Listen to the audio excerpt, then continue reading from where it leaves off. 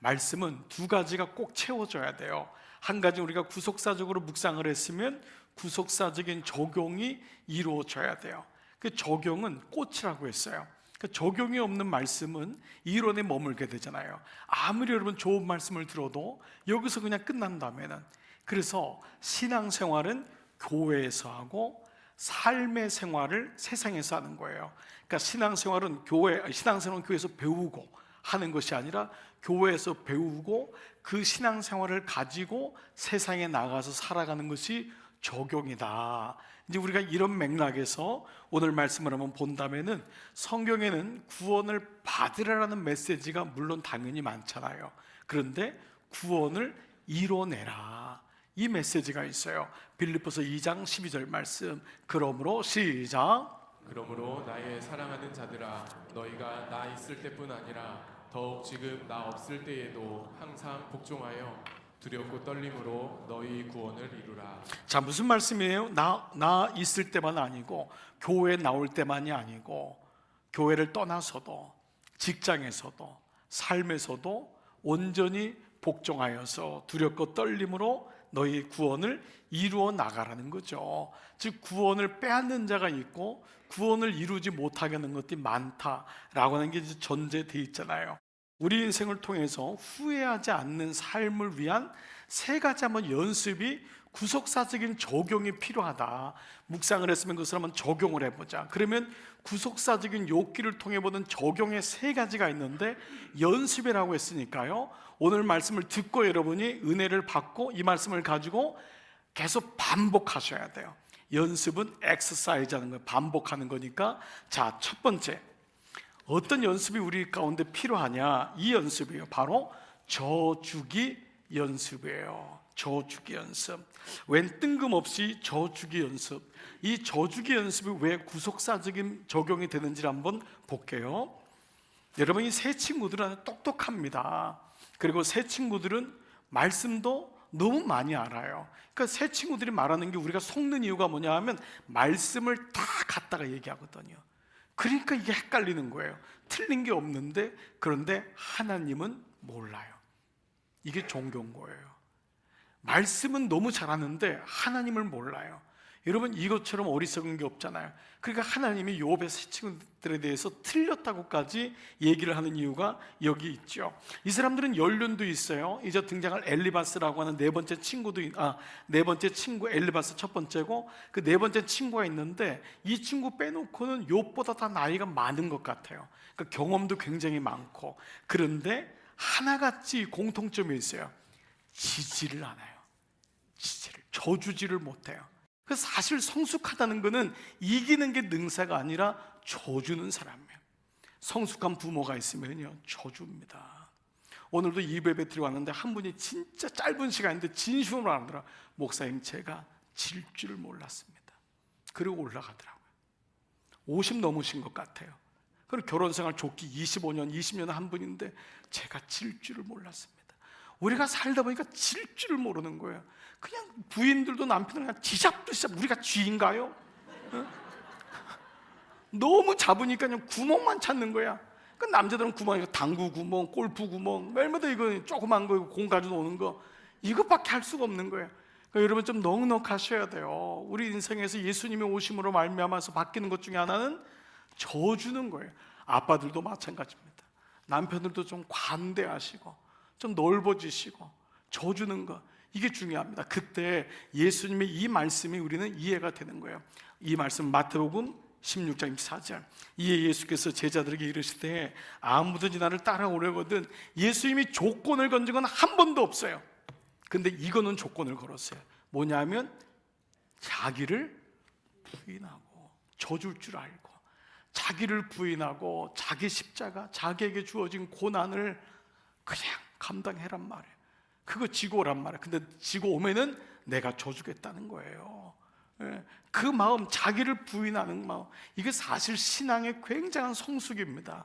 이거 보통 신앙의 성숙이 아니고는 가질 수가 없어요. 그래서 우리가 연습해야 돼요. 나이가 들면 들수록 줘주는 게 위대한 거예요. 줘주는 연습, 이거 연습하는 거야. 한두 번에 거치는 게 아니에요. 여러분이 성경 중에 예수님 말씀하신 비유 중에 가장 핵심적인 복음적인 비유가 뭐냐? 여러분들이 탕자의 비유로 알고 있는 비유입니다. 그 둘째 아들이 아버지 돈 다 가져가가지고 아버지 살아계신데도 나가서 흥청망청하다가 마지막에 쥐염 열매를 먹을 때 아버지 산에서 왔잖아요. 근데 그 사실 우리 교우들은 알지만 그 비유의 제목은 탕자의 비유가 아니에요. 왜냐면 나쁜 놈은 집 나간 놈만 나쁘지 않고 첫째 놈은 더 나쁘다고요. 그게 그 포인트라고요. 사실은요, 집 나간 이방인 둘째 아들이 나쁜 게 아니라 유대인 너희가 더 나쁜 놈이다. 그게 첫째 아들이거든요. 근데 둘째 두 아들에 대한 얘기가 아니에요. 그러면 탕자들의 얘기가 돼야 되잖아요. 그래서 이 이야기는 두 아들에게 속아주시고 져주시는 아버지의 사랑이에요. 이게 그 본문의 메시지인 거예요. 이게 성경의 내용이에요. 여러분, 이 성경의 일하심은 하나님이 져주심이에요.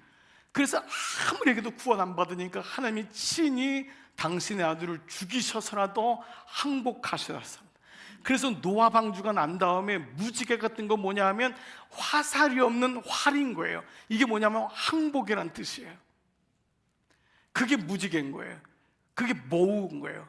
그 무지개는 화살이 없는 항복, 활인 거예요. 그래서 다윗이 활의 노래를 부르잖아요. 바로 이 말씀이 오늘 우리에게 주어지는 메시지인 거죠. 그래서 하나님은 져주세요. 그래서 또 하나님은 우리가 지게도 하세요. 이게 인생에 주어지는 욥을 통해 보여주시는 신자의 예배예요. 우리는 첫 번째 아들처럼 고난도, 두 번째 아들처럼 나가서 고난도 당해보고, 첫 번째 아들처럼 자기의 수치가 드러나는 아픔도 경험하면서 우리는 짐을 경험하게 되죠. 야곱이 인생이, 왜 야곱이 이스라엘의 그 아버지가 되잖아요. 족장이 되잖아요. 12아들의 아버지가 되잖아요. 근데 야곱의 이름이 뭐예요? 지지 않는 자잖아요. 팔 뒤꿈치를 잡는 자잖아요. 지고서 못 사는 게 야곱이잖아요. 근데 야곱이 이스라엘, 하나님의 얼굴을 보다라는 이름으로 바뀌는 거예요.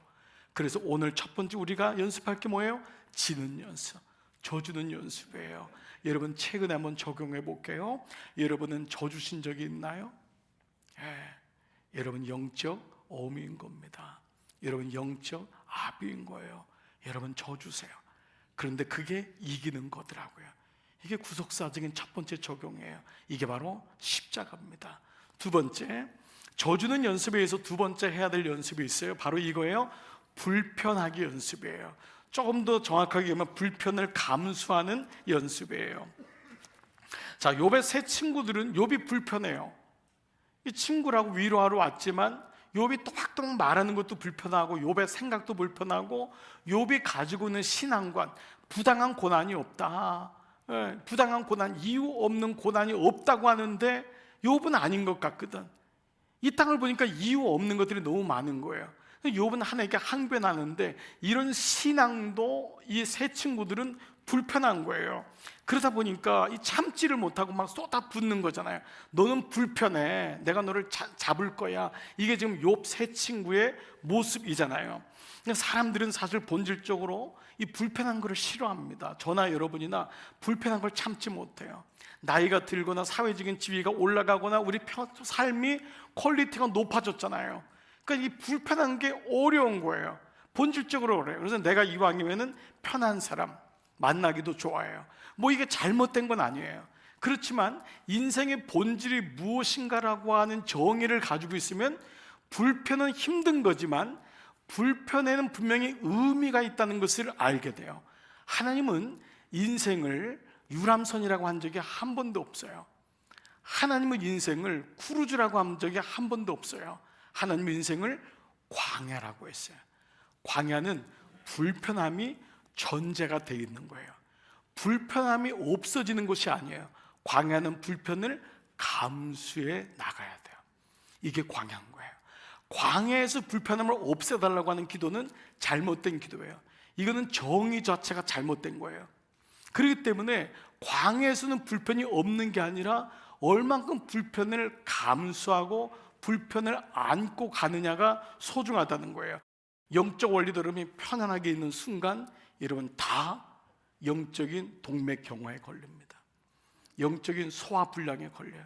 영적인 안전뱅이가 돼요. 한국 교회 가장 큰 문제가 뭐예요? 교회 가서 위로받기만 원하잖아요. 편안하게 가서 있다가 오면 좋다는 거 아니에요. 교회는 본질적으로 그러진 않아요. 그래서 사도행전에서 교회를 광야 교회라고 한 것은 그 교회에서 불편을 배우는 거예요. 교회의 본질은 불편인 거예요. 위로가 아닌 거예요. 불편을 뛰어넘는 위로지요. 불편을 뛰어넘는 평안이 있는 거죠. 그래서 그리스도인을 가리켜서 이렇게 표현하는 거예요. 불편함을 연습하는 사람들, 이게 그리스도인인 거예요. 세상 사람들은 이게 이해가 안 가는 거예요. 그 멀리 왜 가냔 말이에요. 여러분 생각해 보세요. 우리가 주일날 오는 것만 해도 생각해 보세요. 이런 편안하게 예수 그냥 교회 집에서 뭐 요즘 온라인처럼 이렇게 많은데 그냥 예배드리면 되잖아요.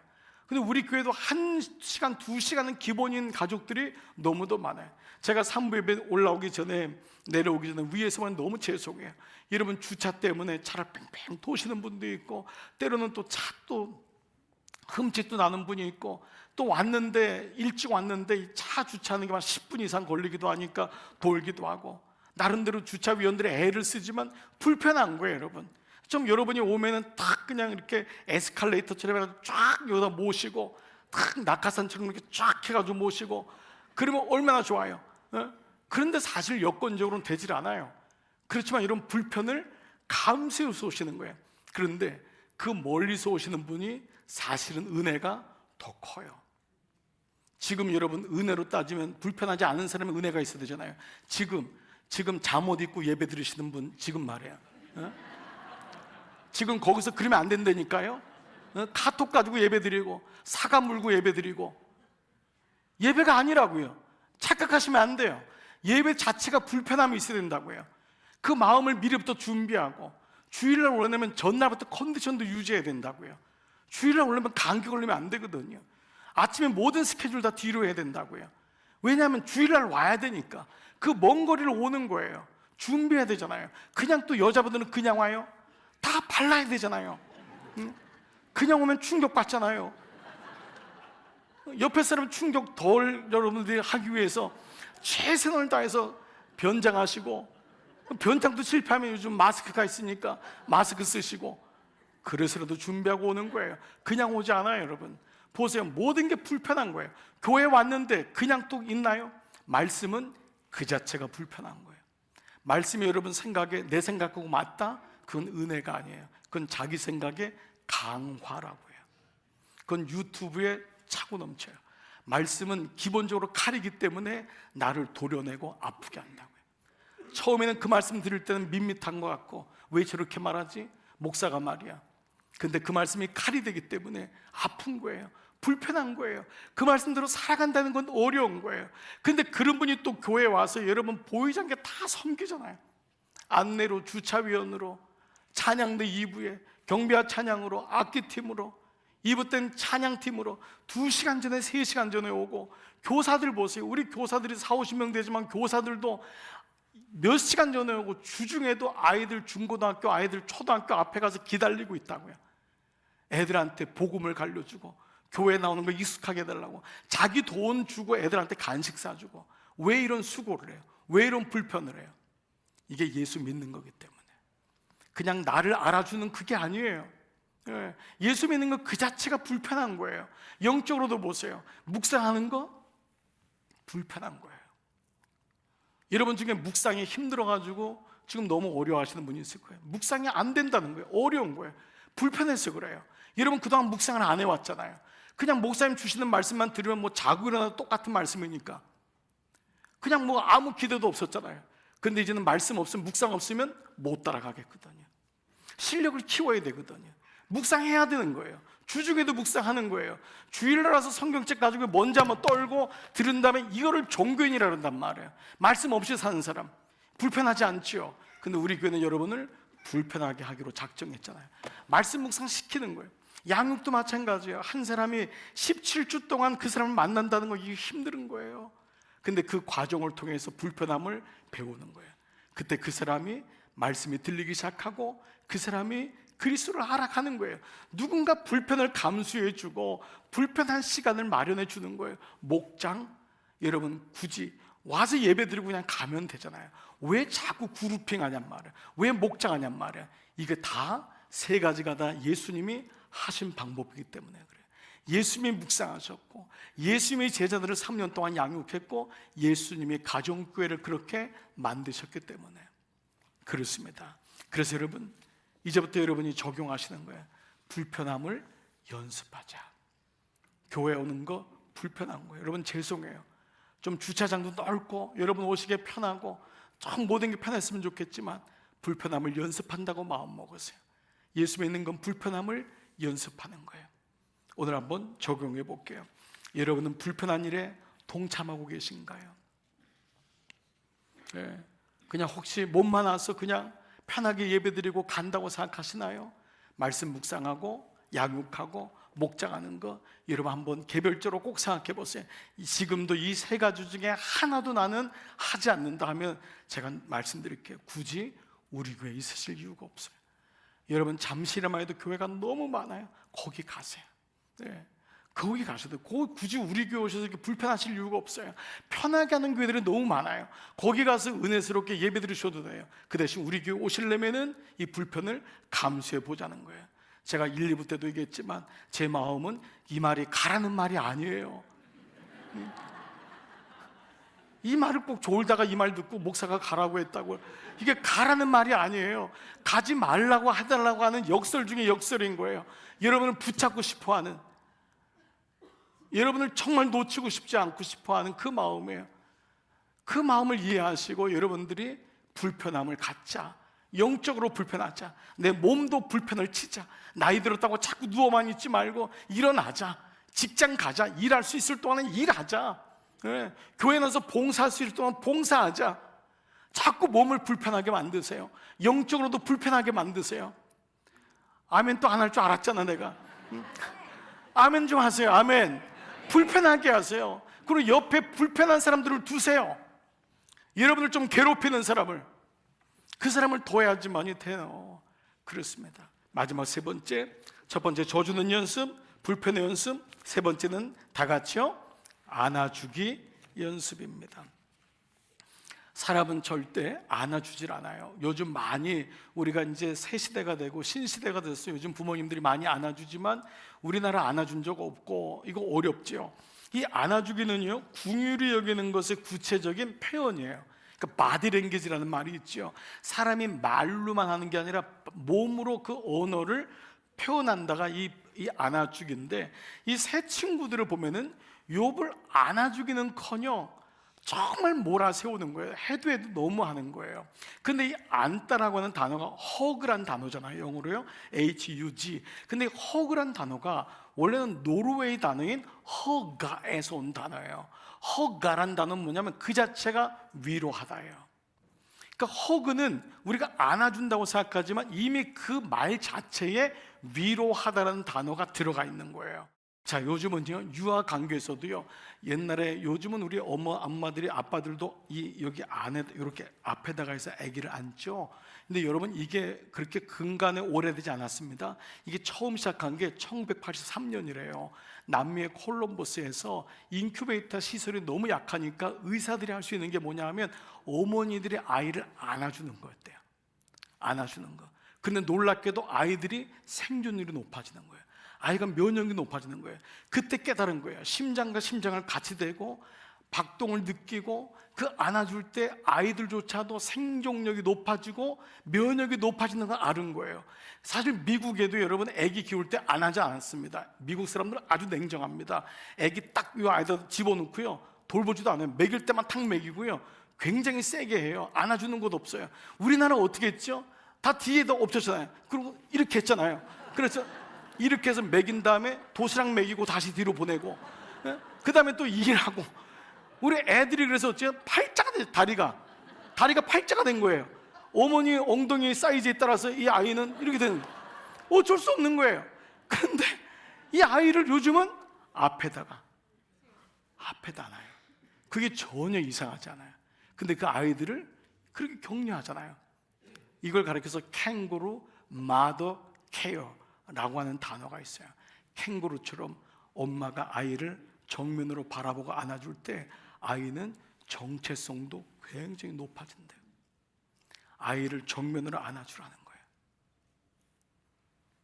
그런데 이 안아주는 데 있어서는 꼭 그냥 안아주면 안 됩니다. 세 가지의 마음을 가지고 안아줘야 돼요. 제가 이것을 세 가지 뚜리 그라고 한번 명칭했어요. 세 가지 그. 첫 번째가 뭐냐 하면 그랬군요, 그랬구나, 그랬구나. 두 번째, 그럴 수 있어, 그럴 수 있어요. 세 번째는 나라도 그랬겠어요. 이 세 그가 안아주는데 너무 중요한 고백이에요. 그 사람을 안아줄 때 그랬구나. 여러분 엄마 안아줘 본 적 있어요? 요즘 최근에? 엄마 안아주면서 뭐라고요? 엄마도 그랬구나. 엄마도 그럴 수 있어. 엄마, 나도 그럴 것 같다. 나도 그랬을 거야. 여러분들의 아이를 안아주면서 우리는 잘못을 새 친구들처럼 할 때가 많잖아요. 예. 너 이것 때문에 잘못했고, 네가 이러니까 성적이 안 오르고, 네가 이러니까 인생을 잘못 살 때가 많지. 물론 우리는 사랑하는 마음으로 해요. 그러나 우리가 지적해가지고 된 게 없다는 걸 우리는 너무도 잘 알고 있잖아요. 그때마다 우리가 깨닫는 거예요. 예수님이 우리에게 지적했으면 우리는 여기 살아남을 사람 아무도 없어요. 예수님이 그냥 안아줬잖아요. 예수님이 당신의 불편함을 다 감수하시고 죽기까지 사랑해 주셨잖아요. 예수님이 우리에게 그렇게 줘 주셨잖아요. 그래서 우리도 똑같이 하는 거예요. 안아주는 거예요. 그랬구나, 그럴 수 있어. 나라도 그럴 거야. 이 마음이 필요한 거예요. 오늘 적용 말씀을 마무리해 볼게요. 적용은 연습하는 거예요. 한 번에 안 돼요. 왜냐하면 우리는 다 상처 있고 병들었기 때문에 우리의 원부모를 통해서 배운 것은 다 아픔이었어요. 그래서 이것을 연습하는 게 뭐냐면 교회인 거예요. 가정에서 이게 안 되는 이유는 우리 자체가, 원부모 자체가 상처 입은 존재이기 때문에 안 되는 거예요. 그래서 주님이 계시는 교회에서 이 말씀을 통해 훈련받는 거예요. 연습하는, 이게 교회 생활인 거예요. 이걸 교회 생활에서 해서 이걸 가지고 세상에서, 가정에서 져주기 연습하고, 불편해주기 연습하고, 그리고 안아주기 연습하는 거예요. 이것은 새 친구에게도 필요했고 무엇보다 욥에게도 필요했어요. 마지막 욥에게 하나님이 너 친구 다 틀렸어, 여기서 끝나지 않잖아요. 그 친구들을 위해서 기도해줘라. 이게 욥에게 주신 명령이에요. 그 불쌍한 새 친구에서 기도해줘라. 이것이 화목제라 그랬잖아요. 안아주는 사랑이었어요. 이 말씀을 드리고 싶어요. 빌립보서 2장 5절, 너희 안에 이 마음을 품으라 곧 그리스도 예수의 마음이니. 이 마음은, 이 말씀은 사도 바울이 고백한 거예요. 여러분, 사도 바울이 어땠던 사람이에요? 예수 믿는 사람 잡아주기로 했던 사람 아니에요. 지 밖에 똑똑한 사람 없는 사람이에요. 이 사람은 정말 저 죽이는 거, 지는 거는 죽기까지 못하는 사람이 사도 바울 아니에요. 게다가 그는 마음에 안 드는 불편한 사람 다 잡아 죽여야 되는 거예요. 세 번째, 그는 어떤 사람이에요? 안아주기는커녕 옆에 누가 와도 밀어냈던 사람이에요. 근데 그 사람이 무릇 이 마음을 품으라 그리스도 예수의 마음이니. 사랑하는 여러분, 사도 바울이 누구 때문에 이 마음이 바뀌었죠? 예수님 때문에. 예수님 때문에. 그래서 오늘 우리에게 주시는 저주기 연습, 불편 참아내기 연습. 가정은 그 자체로 불편한 거예요. 여러분은 가정에 대한 꿈을 꾸지만 부부는 그 자체가 불편한 거예요. 여러분, 부부가 늘 편할 거라고 생각하십니까? 부부는 불편한 거예요. 자녀, 내가 그렇게 예뻐해주고 사랑해줘도 자녀도 불편한 존재예요. 그런데 이 불편한 존재 때문에 내 자아가 깨지는 거예요. 내 불편함 때문에 고집도 꺾고, 이 불편함 때문에 하나님을 바라보게 하는 게 하나님이 이 땅에 주시는 불편함의 원리예요. 오늘 그 불편함, 그리고 안아주기 연습, 오늘 이 마음 가지고 여러분 한 주간 동안 가정에서 부단히 연습해 보십시오. 목장에서 연습해 보시기 바랍니다. 1:1 양육할 때 연습하시기 바랍니다. 오늘 저녁부터 집에 가시면 첫 번째, 져준다. 이를 갈고 얘기하지 마세요. 내가 줘준다 이러지 마. 줘요 그냥. 두 번째, 내가 그냥 불편한 거 참아요. 그 세 번째, 앵겨라 그러지 마요. 그냥 일로 와 그냥 안아줘요. 그냥 내가 안아주리니까 안아준다. 그냥 안아줘요. 연습해요. 아멘. 네, 그래서 우리 한 주간 동안 승리합시다.